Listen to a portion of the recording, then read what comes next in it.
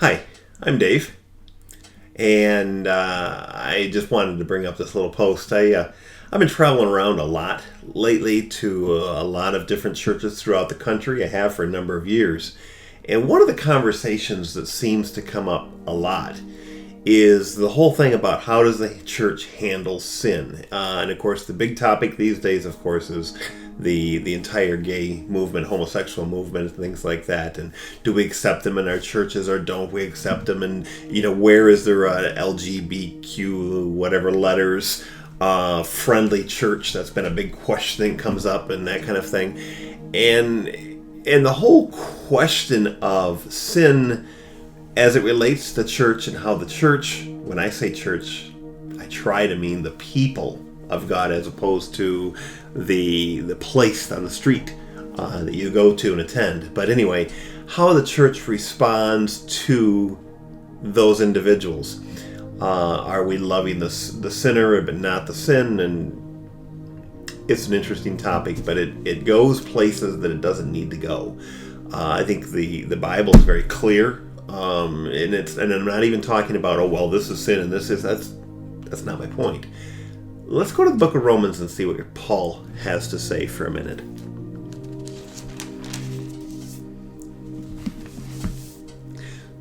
So in Romans 1 it says, "For the wrath of God is revealed from heaven against all ungodliness and unrighteousness of men." Who are these people? Who suppress the truth in unrighteousness. Because what may be known of God is, in fact, manifest in them. For God has shown it to them. For since the very creation of the world, Paul says, God's invisible attributes are clearly seen, being understood by the things that are made, even his eternal power and Godhead, so that they are without excuse. Let's move on down. Because although they knew God, they did not glorify him as God, nor were they thankful. But they became futile in their thoughts, and their foolish hearts were darkened. Professing to be wise, we have a lot of those people in this world, they became fools. And they changed the glory of an incorruptible God into an image made like corruptible man. They began to worship people, or in Paul's day, idols. We have lots of idols today. In our world around us, there's lots of idols. Therefore, it says, for all of those reasons, because God made himself very, very visible to man, he made it so man would understand that there is a God. Therefore what? Because of all of these reasons, because God made his nature known to man and they refused to believe it. Therefore God gave them up to uncleanness in the lusts of their heart, to exchange their bodies among themselves, who exchanged the truth of God for a lie. Pretty simple? There's not much more to say. Let's do it again. Paul does this like 3 times. He wants to drive this point home, and I really think we're missing it.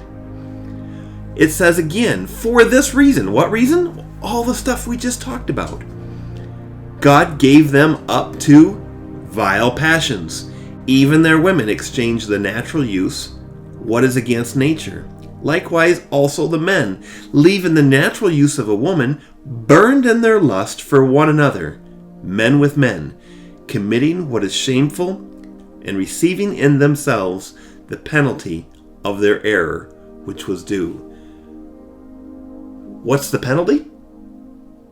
It's the sin. God gave them up to the sin because they refused to know him. Let's do it again. And even as they did not like to retain God in their knowledge, he says it again. Even though they know God, they refuse to keep him in their minds. God gave them over to a debased mind. That pretty much describes our American society today. Debased minds. Turn on the news. We've all seen it. To do things which are not fitting. Being filled with all unrighteousness, sexual immorality, wickedness, covetousness, maliceness, full of envy, murder, strife, deceit, evil-mindedness. They are whisperers, backbiters, haters of God, violent, proud, boasters, inventors of evil things, disobedient to parents, undiscerning, untrustworthy, unloving, unforgiving, unmerciful. This is a description of these people again. Who, knowing the righteous judgment of God, they know, we're born with this. Who, knowing the righteous judgment of God, that those who practice these things are deserving of death. Not only to do the same, but also for those who approve of those who do them. What's the problem in our society today? Is it homosexuality? Is it murder? Is it rape? Is it unlovingness? Is it unforgiving? Is it unmerciful? What's the problem today? It's simple. They refuse to know God in their hearts. Nothing more. We live in a society today, the problematic portion of it, for sure, that refuses to know God. And God's saying they know who I am. They can see it through creation itself. It's written on man's heart from the beginning. But they refuse to know God. And God gives them over to sin, to a debased mind. That's a horrible word that we don't use very often. And it lists off all this stuff. That includes the homosexuality. That includes the LGBTQ, all of that. It's all lumped together. It's one package. There's the problem, folks. It's as simple as that. They refused to know God. Hell will be full of people who knows who God is, who refuse to acknowledge Him as their God. We as believers, there's another story. We believe in God. Now the question is, are we as believers participating in those sins? Because Paul says, not only do they do them, but also approve of those who practice them. There's a dangerous place in our world today, in our churches today, for approving of the sin that people are living in. Do we love them? We love all sinners. Jesus came to save me when I was still a sinner. While I was still a sinner, Christ died for me. He loved me enough to give me His life while I'm yet a sinner. No question about it. Jesus said, "A new commandment that I give to you, that you love one another." We are given the responsibility, just as Jesus showed us, we are given the responsibility to love one another. He didn't say love one another as long as they're righteous. He didn't say love one another as long as they're sin-free. That'd rule us all out, wouldn't it? Jesus came and loved the sinners. Did He approve of sin? Never. Never. Never did He approve of sin. Did He love them? Yeah. And He says, you quit it and sin no more. Stop it, because you're going to end up in hell. How can we possibly love anybody and not warn them of the destruction that's coming? Not warn them that hell will come to those who refuse to believe in God. It's as simple as that. Does God send people to hell? You know, that's semantics you can argue about, but the reality is, if they refuse to know Him, when God's given them that innate way of knowing Him, we can see it in the creation, we can see it in the stars, and we can force ourselves to believe that there is no God. Does He send them to hell? They're sending themselves to hell. That's the truth. Do we love those people enough to say, whoa, guys, stop it? And I'm not saying stop your sin. I'm not saying stop your homosexuality, or I'm not saying stop your evil thoughts, or stop your unforgiving spirit. Though that's not the point. See what I'm saying? That's not the point. The point is, come back to God. You need to know who He is. You need to know that there is a God of this universe who loves you, who sent His Son to pay the price for your sin. But if you don't believe in Him, if you refuse to retain Him in your heart, you go to hell. You go to hell. Now, if you do, if you believe in Jesus, if you call out to Him, then the only response is repentance from sin. And this book is full of it. You can't come to Jesus and continue in sin. He won't let you. Okay? He chastises those He loves. He will change your heart. He will give you new desires in your heart. He will change the way you think. He will draw you out of sin. What Jesus does best in our lives is to save us from sin. We don't have to pound anybody over the head. Occasionally people need a little kick on the head, but Jesus will change a life if you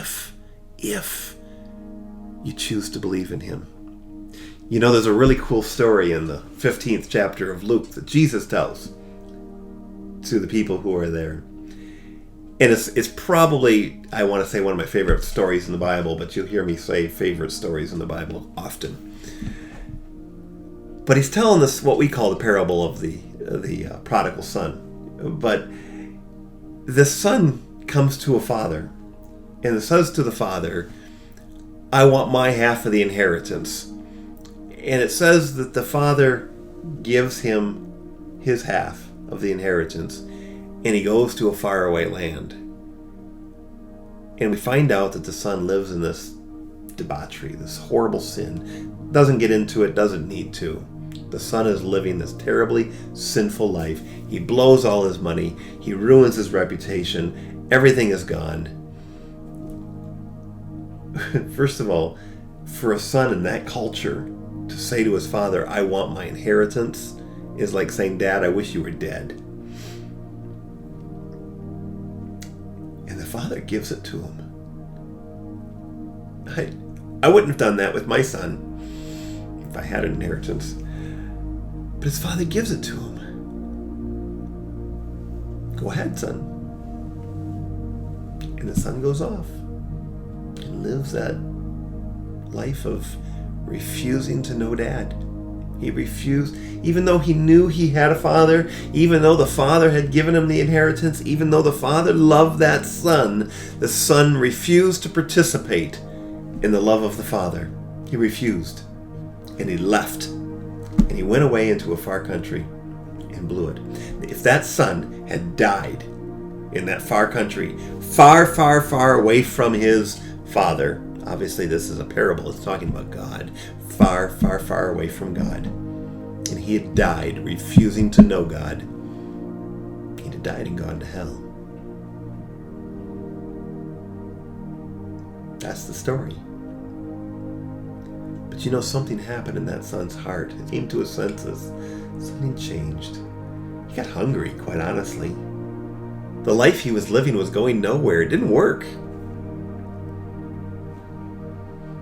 And he says, you know, at least if I went back to my father, I could be a servant. I could be a slave. And at least my father's slaves, they eat. I'm going to go back to my father. And I'll tell my father, I've sinned against heaven and against you, and I'm not worthy to be called your son. You know, Jesus gives us this picture of the son coming home to the father. What changed? The son recognized the love of his father. He recognized the fact that he has a father that cares. And in the story we hear that this father sees the son afar off, and he runs to his son, which no Middle Eastern man of Jesus' day would have ever done. But he sees his son, and he sees the suffering of his son. He sees the pain, he sees the sin, and he runs for his son, and he calls to his servants, and get my best robe, get my ring, get my sandals, put it on this son. And in that culture, that robe means, this is my son. I want to cover his sin. I don't want him suffering another minute. I don't want him hurting another minute. Not a second longer than he needs to. Because my son has returned home to me. That's salvation. That's the moment when the son said, Dad, Father, I can't do it anymore on my own. I need you. And that's the moment when all of that horrible life that he had been living was now in the past. We don't know what happened. It's a parable. It's a made-up story. But it's a story that gives us a picture of the love of God, our Father in heaven. But in this picture, we see now the son has a past life. And Jesus just covered him up. Just covered him up. Just covered him up. And said, this is my son. The sins, it's gone. It's forgotten. Never mind. It never happened. You live life from this moment on. Romans 1 describes sin. The sin of the world. A world all around us out here that refuses to know God. Refuses. It's not that they never heard, because the truth is written right in the sky. It's written in the stars. It's written in creation itself. Are you refusing to know God? Then you're choosing hell. And this whole sin conversation that churches are having today are null and void. It means nothing. Because the truth is, they've either know God or they refuse to know God. That's it. There's no in between ground. And if they're living in sin, intentional sin, then they've never known the love of their Father. It's easy. That's all I've got for today. I'm glad you stopped by for this little video. We'll talk to you again real soon. Bye-bye.